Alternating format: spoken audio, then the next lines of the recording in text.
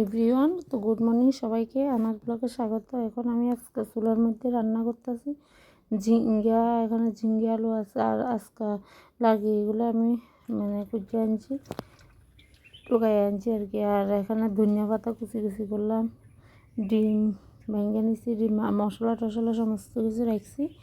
আর এখানে লোয়ার করে বসাইছি, বসানোর পরে ডিম আমলেট করলাম।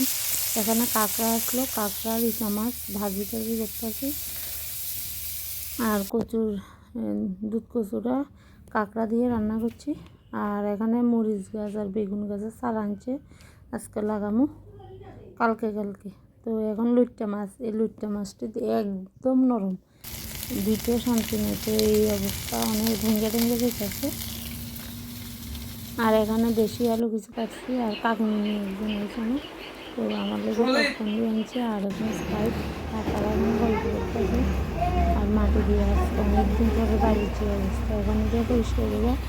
টাইটে আমি